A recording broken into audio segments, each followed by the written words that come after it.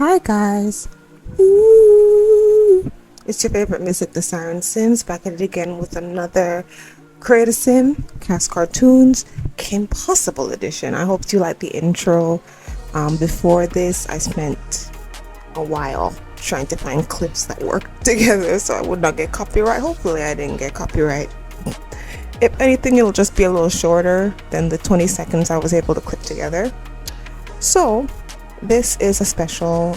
It was kind of half and half. For some reason you guys wanted me to do a Tumblr CC all more than a Kim Possible video, but then it kind of evened out and it went back to half. So I decided I'm gonna do this as well. I was gonna do it anyways, but I'm gonna get it this week. I was trying to put this out early, but couldn't do it. So let's just talk about this show for a fat second. It's one of my favorite shows. I really do feel like around that time of TV, a lot of the new stuff was coming out that is iconic, and a lot of things were being rerun that were also iconic. You know, it was kind of like the golden age of TV. I wouldn't say it was the Renaissance. I'd say it was the golden. And honestly, we did not know what we had until it was gone. Please, nobody say that, well, you're not a kid anymore, and so that's why stuff like whatever is going on in TV for children right now doesn't apply to you. It's like, no, there's a difference. There's a difference between stuff that's for kids, which I don't really complain about that stuff because, as you said, it's not my stuff, versus what we got that like our parents could watch with us without rolling their eyes. You know, it's like our TV shows had the Shrek effect. You know how Shrek is so good, and Shrek, you know, it's technically a kid's movie, but you can watch it as an adult, and each time you watch it as an adult, you get something new that was put in there for the grown-ups watching with their kids.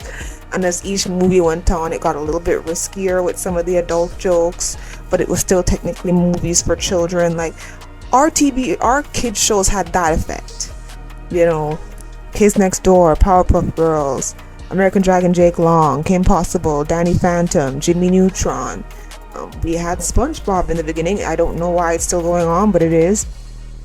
I know there's a lot of shows. Shaolin Showdown, Yin Yang Yo. Like, we had a lot of shows that were pretty decent. From pretty decent to God tier level, like Avatar: The Last Airbender. We had a lot of good shows that managed to be wholesome and funny and have stuff in there for people of all ages. And I just don't think TV nowadays has that. Some shows for kids nowadays are decent. They're fine. They teach kids valuable lessons every now and then, and they're good for the kiddos. But as an adult, like, let's say my younger siblings have kids, because I'm planning to be the rich auntie. I'm not planning to be the one with children. I'm just gonna sit there with them while they watch certain things, and I'm not gonna have any enjoyment out of it.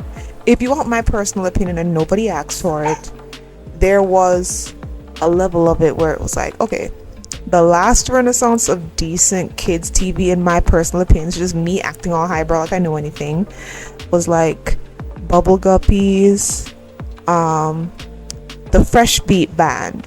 That era, that was like the last bout of like kids TV. You know, you had like High Five, and High Five is kind of old, but it was like in the mid ground between Fresh Beat Band and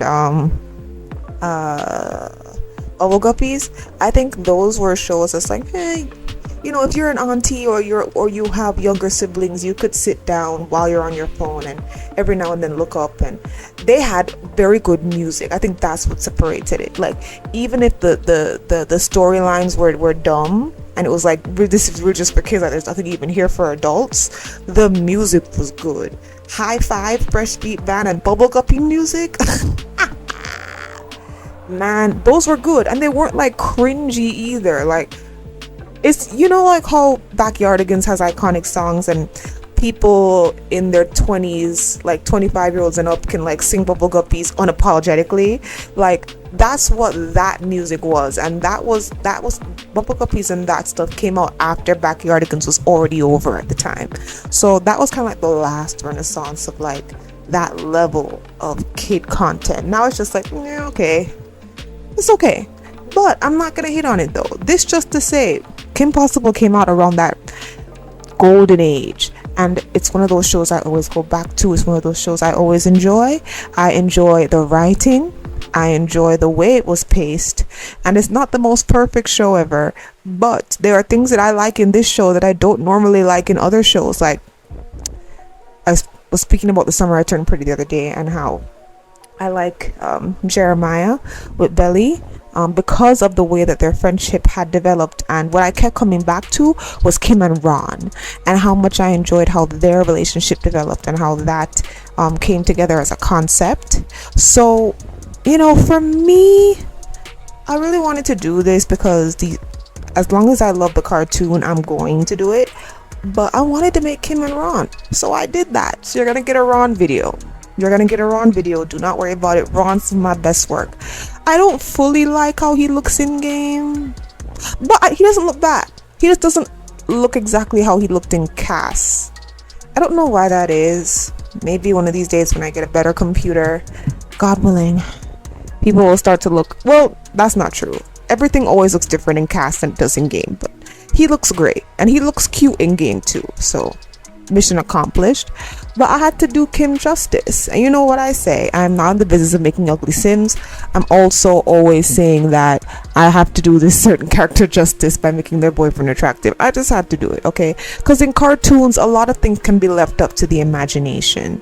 I don't know if I'll be able to remember to say this in Ron's video, but I will say that one of the reasons that I decided to make Ron a little attractive, I didn't necessarily make him like crimson chin hunka. Well, some people might think I tried to do that, but not really. I tried to make Ron attractive because he used to pull pretty attractive women before he even got with Kim. Now, did y'all realize that? Like, and this is like, not, let's remove the hairstyle episode, right? We know that was like he was a different person, but like literally it was just a hairstyle, so I guess you could put that in as a reference. But like, he was able to get with that cute blonde nice girl who ended up being with Josh Mankey. So that was like his Josh Mankey was that girl. I think her name was Tessa. Good God, I can't remember her name right now, but she was really cute, and he pulled her with his regular looks. Now, I'm not saying that he always acted like a hot boy. Definitely not. He definitely acted like a goober and a weirdo.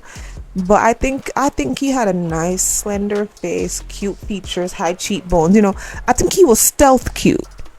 You know, like when they say, oh, he's the nerdy boy in like a TV show, but like an attractive actor is playing him and wearing glasses. I feel like that was Ron. I feel like he's like stealth cute. So I made him stealth cute. But Kim, it was easy. There's lots of accessories and makeup that you can add to a character like Kim to make her look authentic. I kind of updated her a little bit. It's nothing you guys have to worry about. I'm gonna make some CC hauls about the makeup that I added on later, because I had one that is kind of literally the Kim Possible makeup look. The very harsh upper lip with neutral bottom lip, I fixed that because I kind of tried to do that. As you can see, like a brown liner on the top of her lip with some pinker upper tones, and it looks like her because she has the red hair, and I have enough CC that I'm able to simulate her outfit, but I wanted her to look a little bit more authentic. Also, since we're almost done here and I spent most of my time ranting about TV shows, which is why I have a commentary channel about it, I'm so sorry guys.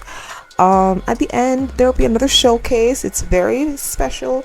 If you want to see Kim Possible in her non-civilian wear, please go look at the showcase. Don't skip. Enjoy the aesthetic music as usual. But yeah, don't worry, there is a showcase because all of the new ones will have showcases. All of the new people that I'm just making are having showcases. But the other CAS cartoons may not, because you know I finished them a long time ago. So unless I feel like going in, and the showcase took up a little bit of time. It was easier to go back in and do Ron and Kim separately because it's only 2 people, and it's a lot. But if it's a lot with 2 people, you know. But the good thing is, I learn new things every day. I learn new things about The Sims 3 and mods and everything every day, and I will be teaching you guys how to do some of this stuff. Don't worry. If you guys want to know how I did the showcase in the Bisa video, please comment below. Hashtag let me know, okay, and I will let you know. Anyways, it was really fun making her. Also comment down below if you would want me to play with them and show you guys it. Ron and Kim, please just put down RK4L RK4L if you want me to play them, and hashtag let me know if you want me to show you how I did the showcases and made them do all the model walks and stuff like that. So yeah, I really like to play a lot of music, so I'm gonna stop here. Thank you guys so much for watching. Please do enjoy the rest of the video, and yes, I will have a Ron video coming out very soon. Anyways, goodbye my sires. Soo-soo.